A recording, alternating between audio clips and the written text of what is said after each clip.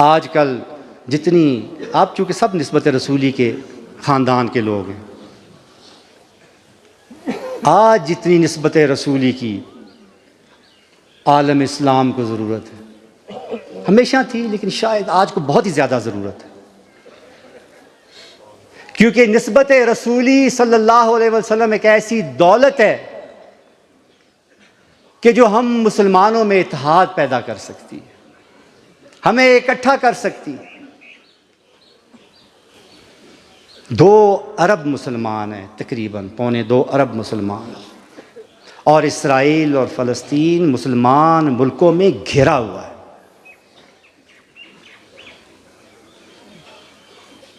اور وہاں پر روز بچے، جوان، بوڑھے اور عورتیں شہید ہو رہے ہیں، کسی کے کان پر جوں تک نہیں رینگتی، حالانکہ اتنے مسلمان ہیں کہ اگر وہ تھوکنا شروع کر دیں تو اسرائیل ان کی تھوک میں ڈوب جائے، لیکن نہیں۔ آخر کیا وجہ ہے؟ اس لیے کہ نسبت رسولی سے دل عاری ہو چکے ہیں، وہ جذبہ نہیں رہا، وہ محبت نہیں رہی، وہ وابستگی نہیں رہی۔ اگر یہ ہوتی تو کبھی اہل کفر کو یہ مجال نہ ہوتی کہ وہ فلسطین پر ظلم کر سکے، لیکن انہیں معلوم ہے کہ آج یہ امت بٹی ہوئی ہے اپنے فروعی اختلافات میں، چھوٹے چھوٹے مسائل میں۔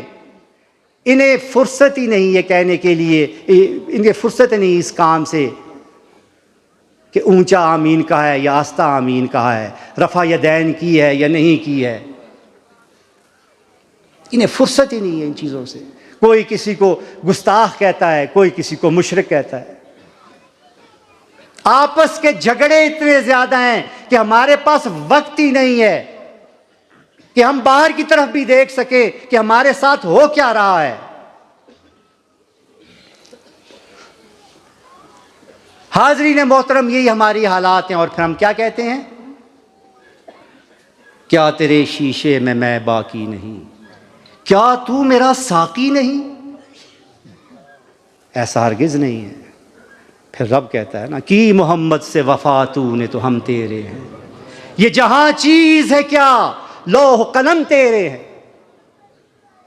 اس کی ذات سے وفا کرو گے، اس سے نسبت قائم کرو گے، وابستگی قائم کرو گے، تو اللہ تعالیٰ کی آج بھی یقین جانو تمہارے آسمانوں سے نصرت نازل ہوگی۔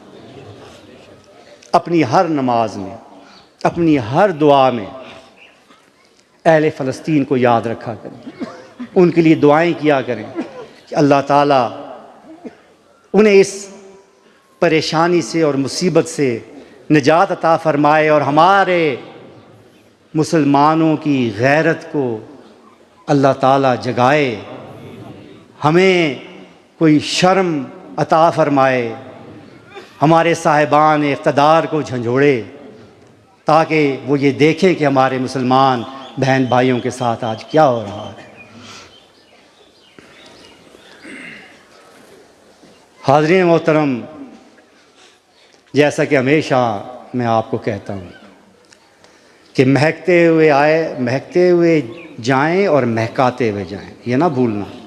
یہ موڑا شریف کا سبق ہے، یہ سلسلہ نسبت رسولی کا سبق ہے کہ مہکتے ہوئے جاؤ اور مہکاتے ہوئے جاؤ۔ نبی کریم علیہ الصلاۃ والسلام کا پیغام محبت عام کرتے ہوئے جاؤ، اور میرے آقا کی امت میں یکجہتی کا سبب بنو۔ اللہ تعالیٰ میری اور آپ کی حاضری اپنی بارگاہ میں قبول فرمائے۔